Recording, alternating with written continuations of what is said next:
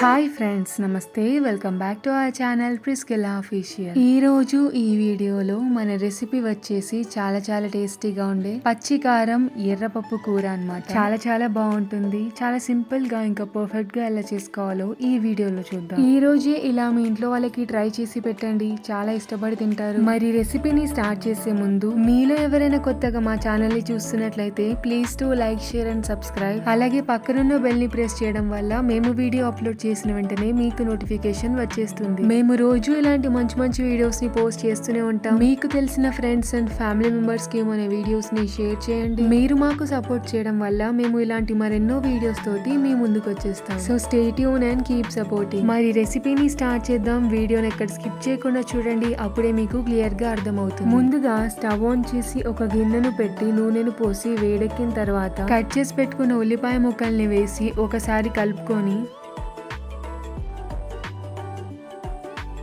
అలాగే చిటికెడు పసుపుని వేసుకొని కలుపుకోండి.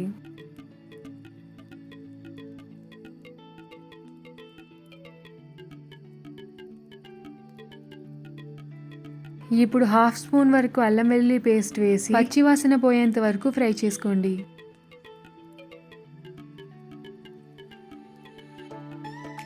ఇప్పుడు కట్ చేసి పెట్టుకున్న టమాటా ముక్కల్ని కూడా వేసుకోవాలి.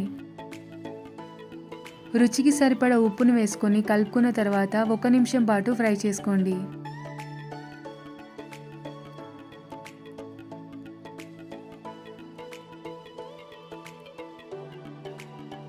ఇప్పుడు రుచికి సరిపడా పచ్చిమిర్చి పేస్ట్ని వేసుకొని కలుపుకోండి.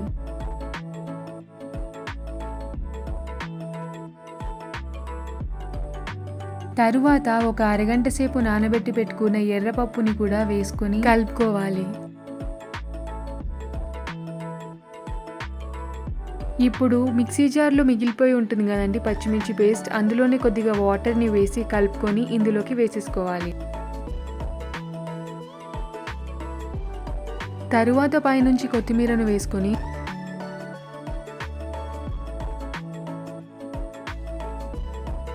మూత పెట్టి సిమ్లో 10 నిమిషాలు మగ్గిస్తే సరిపోతుంది. అంతే, చాలా టేస్టీగా ఉండే పచ్చికారం ఎర్రపప్పు కూర రెడీ. ఈ రెసిపీ కనుక మీకు నచ్చినట్లయితే ఒక లైక్ కొట్టి షేర్ చేయండి. అలాగే మరిన్ని వీడియోస్ కోసం సబ్స్క్రైబ్ చేసుకోవడం మర్చిపోవద్దు. నెక్స్ట్ వీడియోలో మళ్ళీ కలుద్దాం. Stay tune and keep supporting. Thank you.